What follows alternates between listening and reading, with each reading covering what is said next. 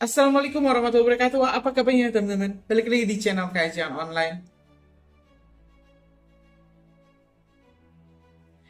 Assalamualaikum warahmatullahi wabarakatuh. Apa kabarnya nih teman-teman?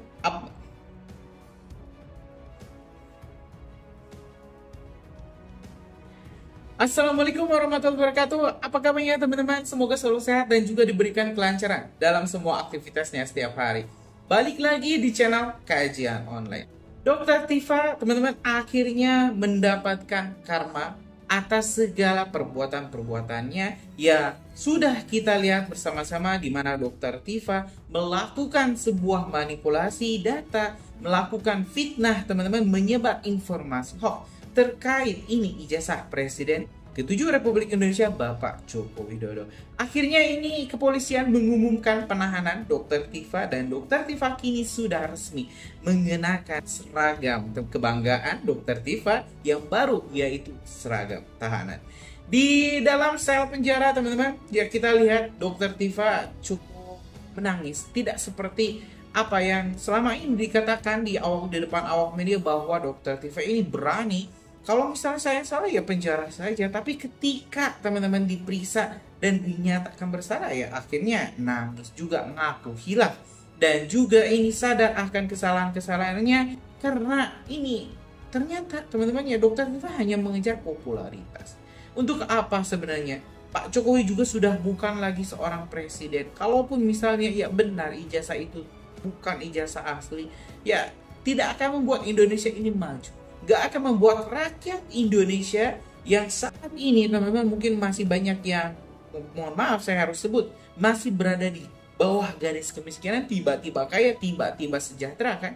Gak ada itu semua. Mending kita fokus saja membangun negara, membangun NKRI, mengerjakan apa yang kita bisa. Mungkin Anda seorang dokter, ya jadilah dokter yang baik. Anda seorang pengacara, jadilah pengacara yang jujur, yang berani untuk ya membela kebenaran. Janganlah mengurusi hal-hal yang remeh di saat negara-negara lain sedang fokus mengejar kemajuan teknologi. Kita masih disuguhi oleh informasi-informasi seperti ini.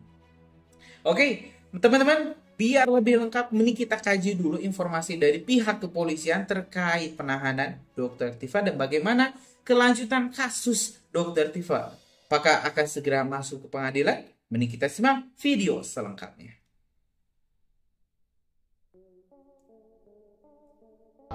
Oh, ada yang nanya. Oke, baik.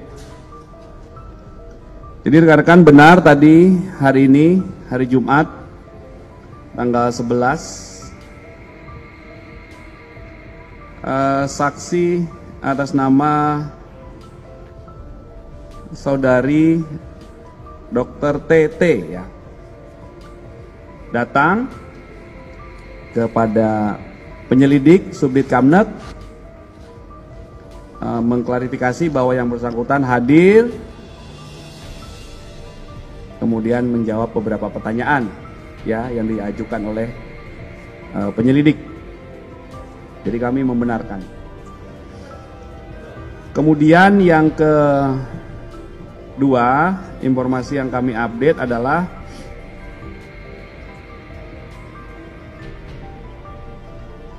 bahwa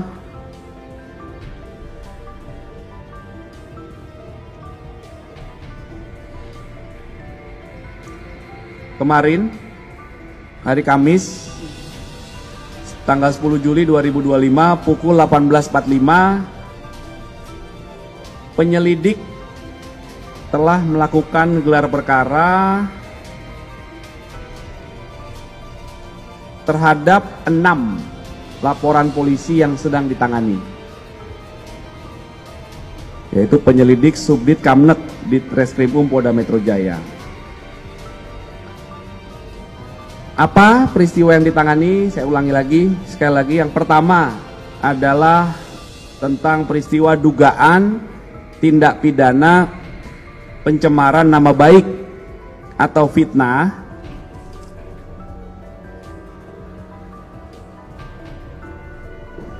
ya, dan atau manipulasi, perubahan, pengerusakan informasi elektronik sebagaimana diatur di pasal 310, 311 KUHP dan atau pasal 35, 51 Undang-Undang ITE. itu ada satu laporan polisi terkait peristiwa ini. Pelapornya adalah Insinyur HJW. Kemudian perkara yang kedua dengan dasar 5 laporan polisi, 1 dari Polda, yang 4 lagi penarikan dari beberapa Polres ya. Ada Polres Bekasi Kota, Depok, kemudian Jaksel, dan juga Jakarta Pusat. Itu peristiwa apa? 4 LP ini, maaf 5 LP ini total tentang dugaan tindak pidana menghasut orang lain untuk melakukan perbuatan pidana atau mendistribusikan, mentransmisikan informasi elektronik yang sifatnya menghasut, mengajak, atau mempengaruhi orang lain yang menimbulkan rasa kebencian atau permusuhan terhadap individu dan atau menyebarkan informasi elektronik yang bermuatan bohong sebagaimana diatur di pasal 160 KUHP dan atau pasal 28 ayat 2 Undang-Undang ITE. Berdasarkan hasil gelar perkara tadi malam, maka terhadap laporan polisi yang pertama, pelapornya adalah Saudara Insinyur HJW.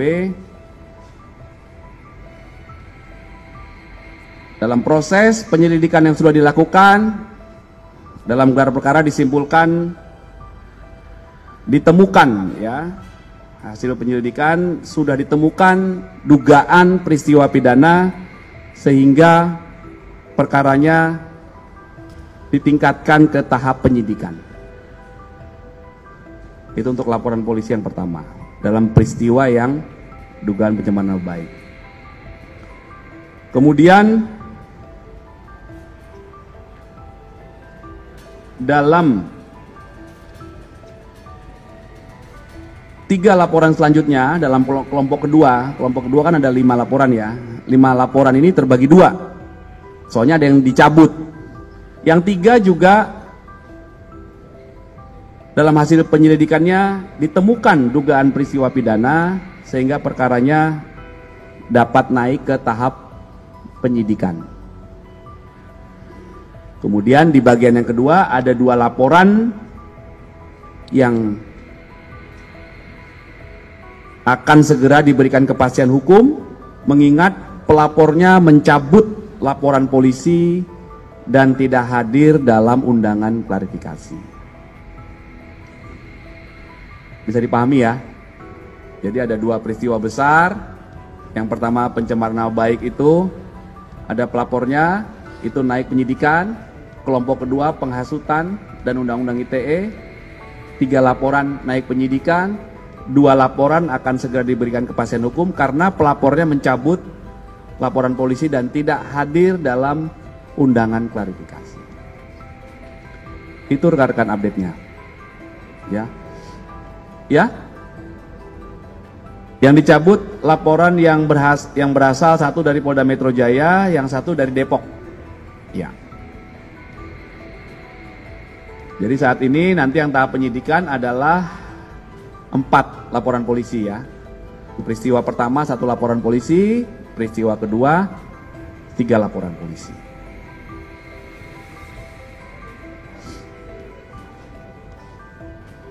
Jadi saya ulangi Mas ya. Jadi dalam setiap penerimaan laporan polisi ada tahap namanya pendalaman, penyelidikan. Penyelidikan itu adalah pengumpulan fakta-fakta, barang bukti untuk menentukan apakah peristiwa ini ada dugaan pidana atau tidak. Ujungnya gelar perkara, ada dugaan tindak pidana, maka tahap selanjutnya adalah tahap penyidikan. Di tahap penyidikan tujuannya adalah untuk mengungkap siapa membuat terang peristiwa pidana dan mengungkap siapa tersangkanya. Nah, inilah sekarang di tahap yang kedua ini sekarang. Ya, jadi baru kemarin dilakukan gelar, ditetapkan bahwa ini naik ke tahap penyidikan. Ya.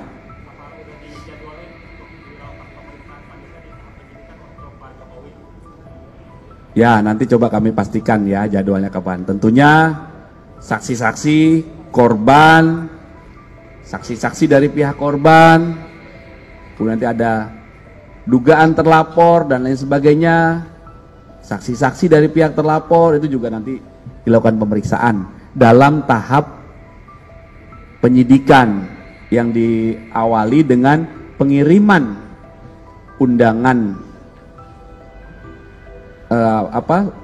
surat panggilan ya, surat panggilan untuk seseorang hadir sebagai saksi dan lain sebagainya.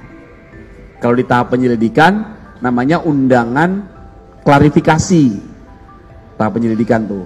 Ketika nanti nih tahap penyidikan, maka surat panggilan untuk dilakukan pengambilan keterangan, produknya nanti namanya BAP, berita acara pemeriksaan sebagai saksikah dan lain sebagainya. Ya.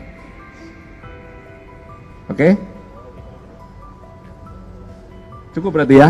Dr. Tifa mengaku siap merasakan dinginnya hidup di balik jeruji besi setelah menjadi salah satu oknum yang dilaporkan ke polisi terkait polemik ijazah Presiden ke-7 Republik Indonesia Joko Widodo. Diketahui Dr. Tifa menuding Jokowi memiliki ijazah palsu. Wanita bernama Dr. Tifauzia Tiasuma itu mempermasalahkan ijazah Jokowi di Universitas Gadjah Mada UGM. Lewat sebuah cuitan di akun X @Dr. Tifa membandingkan foto Jokowi pada saat wisuda sebagai sarjana di UGM dengan foto terbaru Jokowi sebagai presiden. Dr. Tifa menyebut bahwa dua foto itu sangat berbeda dan orangnya pun tidak sama, yang artinya ia menyebutkan bahwa yang di wisuda tersebut bukanlah Jokowi. Kini ia mengaku tidak takut menggunakan baju tahanan yang identik dengan warna orange jika benar dinyatakan bersalah. Hal itu Dr. Tifa sampaikan di sebuah tayangan program televisi swasta pada Selasa 3 Juni 2025. Sembari menahan laju air matanya, Dr. Tifa mengurai pesan menohok kepada Jokowi. Ditegaskan sekali lagi oleh Dr. Tifa, ia dengan senang hati masuk penjara jika ijazah Jokowi terbukti asli. Mendengar Dr. Tifa ngotot dan menangis membicarakan soal ijazah Jokowi, Sekjen Relawan Jokowi, Muhammad Rahmat tidak tinggal diam. Dengan semangat berapi-api, Dr. Tifa lantas mengurai pesan menohok kepada Jokowi. Dr. Tifa menuding Jokowi memang ingin dirinya dipenjara. Mendengar tudingan baru Dr. Tifa tersebut, praktisi hukum Fitra Romadoni langsung menimpalinya. Diungkap Fitra, sebenarnya yang lebih dulu melakukan serangan adalah kubu Dr. Tifa. Sebab kata Fitra, Dr. Tifa sejak lama kerap membuat postingan bernada sinis kepada Jokowi. Ya teman-teman, barusan kita telah menyimak informasi selengkapnya dari pihak kepolisian terkait kasus yang saat ini harus dihadapi oleh Dr. Tifa akibat ya mungkin perbuatannya sendiri.